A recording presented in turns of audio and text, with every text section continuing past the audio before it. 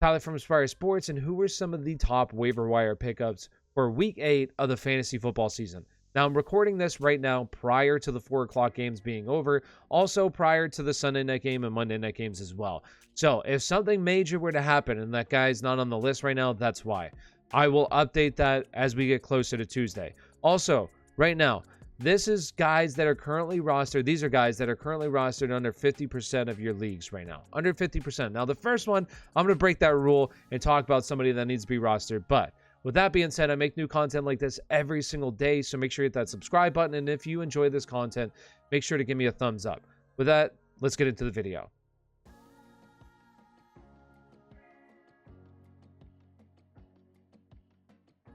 The first guy on the list is going to be Khalil Herbert. And like I said, I'm breaking my rule for under 50% roster because currently he's being rostered in about 60%, right around 60% of your Yahoo league. So he's probably not available for a lot of people out there. But if he is available, you need to pick him up. You need to pick him up because he's clearly the guy in this backfield. It's him, then a far distant Damian Williams. He looks really good, and this is really a bold take, and I'm definitely overreacting, recency bias here. But he might be better than David Montgomery. He looks that good, honestly. And I think that when David Montgomery comes back, which I don't think he's going to come back until week 11, he's going to be really involved in this offense. And so I don't think that David Montgomery is going to come back until week 11. So you're going to have 2 more games for Khalil Herbert to be the guy in this backfield. 2 more games where he's going to be an RB2. So go out, get Khalil Herbert. If you need a running back right now, he's an RB2 moving forward until David Montgomery comes back. So Khalil Herbert needs to be the first waiver wire pickup. The next players on the list, there's actually going to be 2 of them. It's going to be Kenneth Gainwell and Boston Scott. We had Miles Sanders go down in this game with an injury. It looked like kind of the same injury as Saquon Barkley. It's an ankle sprain. You had the Pro Football Doc talk about it as well. He said that it's basically the same injury Saquon Barkley had, so he's going to probably miss some time. I envision maybe a week or 2 weeks.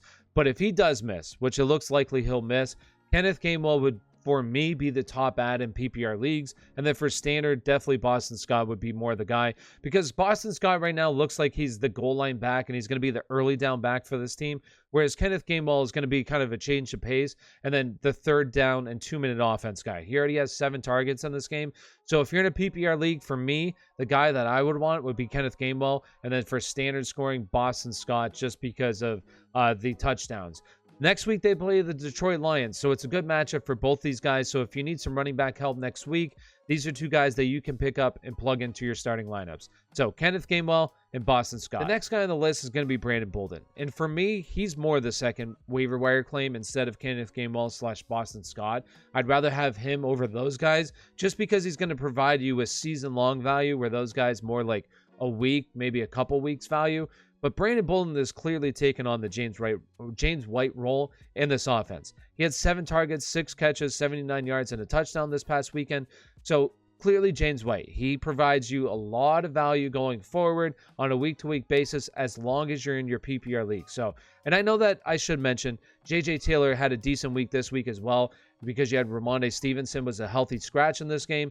I don't have a whole lot of interest in J.J. Taylor unless you're in like a super deep league. But Brandon Bolden, for me, a lot of interest going forward as, you know, an RB3 in PPR league. So Brandon Bolden should be added as the second waiver wire pickup this week. The next guy on the list for me is going to be Rashad Bateman. He's the only wide receiver on this list right now because it's not a very good week in terms of wide receiver pickups. It's just not a very good overall week. But Rashad Bateman, for me, has some season-long potential here.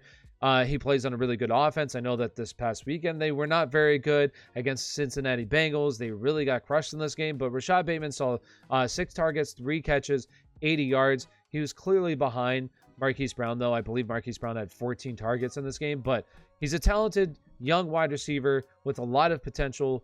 He was a really good prospect coming into the pros in college. So there's a lot of potential here with Rashad Bateman. Now, next week they do have a bye week, so I wouldn't really put in a waiver wire claim for him. But once he gets out of the bye, he plays Minnesota. It's a starting game for him if you need somebody in that week. So right now, I just keep an eye on Rashad Bateman. But I had to put in a wide receiver here because it's tough. This week is tough in terms of waiver wire pickups. So Rashad Bateman, the first and only wide receiver on this list. And the last player I wanted to include, 3, 2, 1. And the last player I wanted to include Rashad Penny on this list because 3, 2, 1. Next, we have Rashad Penny. And I want to include Rashad Penny on this list because this is coming out prior to Monday night. And I just want to at least give my thoughts, maybe see if I'm right. But I envision him involved in this offense. I just see that Seattle's going to really have a hard time not getting him involved because he's a first-round draft pick. And they don't want to say that they're totally wrong about Rashad Penny, which we don't really know. He's just been really hurt. He's been really banged up. And maybe he ends up getting hurt in this game, and you can totally disregard what I'm saying here. But I do believe that Seattle is going to give him real opportunities in this game to really prove himself, to prove that he's worth a first-round draft pick. So Rashad Penny, for me, is somebody that I would just keep an eye on, see how many touches he's getting, see how many snaps he's getting in this game on Monday night. Just keep an eye on him, but he's somebody that really should have already been rostered. But if he wasn't rostered, then he may become a good pickup, but let's see how Monday night goes for him. So, Rashad Penny. Next point on the list, and from here on out, I'm not going in any specific order. I'm just going to name guys off. But the next player on the list for me is going to be CJ Uzomah. Now, don't overreact to what CJ Uzomah did this past weekend. He had 3 catches, and 2 of them went for touchdowns. That's not going to happen every single week. What you're probably going to get is like last week where he caught 2 passes for 16 yards and a touchdown. But chances are a lot of the weeks you're not going to get that touchdown. You're going to get 2 catches for 16 yards. So don't overreact here and drop somebody that didn't produce for you like people were doing in the beginning of the season with Jawan Johnson, right? Don't pick up CJ Uzomah and drop somebody who's a really solid tight end, okay? Don't do that. But if you need somebody, maybe you have Mark Andrews on bye next week or something like that, or Darren Waller, he becomes a guy that you could try to stream out the position. He has a good matchup against the New York Jets. So CJ Uzomah becomes somebody who's viable at a position that's really ugly in fantasy football. So next pair on the list. Next on the list is going to be Peyton Barber and Kenyon Drake. Now, you had Josh Jacobs get hurt in this game, but this team is also on bye week next week. They have a bye week. So he was ruled out with a chest injury. I'd imagine it's probably a rib injury. Now, I would check in with the Fantasy Doc and Pro Football Doctors just to see what's going on exactly. They'll probably let you know, especially the Fantasy Doctors. I imagine he'll probably release a video. But if he does miss an extended period of time, if he does say he's going to be out for a while, Kenyon Drake for me would be the preferred option, but chances are he's not available in your leagues. He's probably already rostered in a lot of leagues right now. So Peyton Barber, we've already seen Peyton Barber in this offense without Josh Jacobs, and he was a large part of this offense, where in week 3, he touched the ball 26 times. So he's definitely going to be a part of this offense, but I do think Kenyon Drake will be more involved than what he was prior to Josh Jacobs being out. So I would want Kenyon Drake first, followed by Peyton Barber, but Kenyon Drake, if he's not there, Peyton Barber. But at the same time, I wouldn't put in a waiver claim right now just because this team is on bye week, unless Josh Jacobs, the word is he's going to be out for an extended period of time. So if that's not the case, if there's no word on that, don't try to pick up Peyton Barber right now. Kenyon Drake, yes, but Peyton Barber, no. So Peyton Barber and Kenyon Drake. The next guy on the list, and he can definitely leapfrog a couple of these guys if you have Mike Davis being ruled out for a while here. Mike Davis, I don't really know the significance of his injury whatsoever. He could totally be fine. I don't believe he came back in this game. I could be wrong about that, but I don't think he came back into this game. He limped off the field. He looked like he was having trouble walking. Could have been a little tweak or something like that, but I don't think he came back in the game. Let me know down in the comments below if I'm wrong about that, but if he were to miss some time, Wayne Gallman would probably step in and fill in for his role. Now, Mike Davis was really disappointing in this game, and it looks right now like Cordell Patterson is the better option. So Cordell Patterson would just get an upgrade here, where Wayne Gallman would be more of a flex play if you're in like a deeper league. Like I would say like deeper than 12-team league, or if you're so desperate. But next week, the bye weeks aren't that bad. But if you're so desperate for someone to play, he could become a viable like lower end flex play if you're in a deep league. So Wayne Gallman is just somebody that I wouldn't put in a waiver claim in for right now. I would just keep your eye on for the injury report for Mike Davis. I'll keep you updated. So Wayne Gallman is the next person. Now we're going to get into some streaming options at the quarterback position. And first, it's going to be Teddy Bridgewater.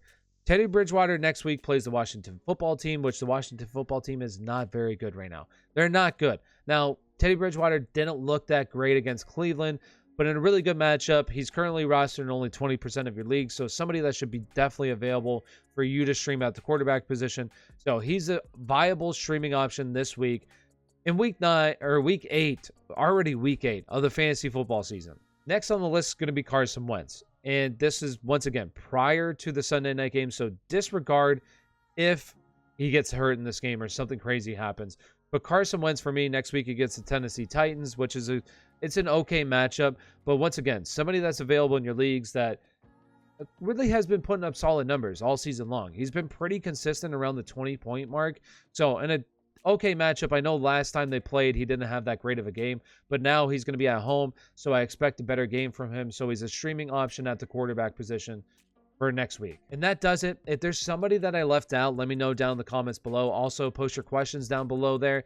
And if you enjoyed this content, make sure you hit that like button, subscribe to the channel. Thank you for watching, and have a great night.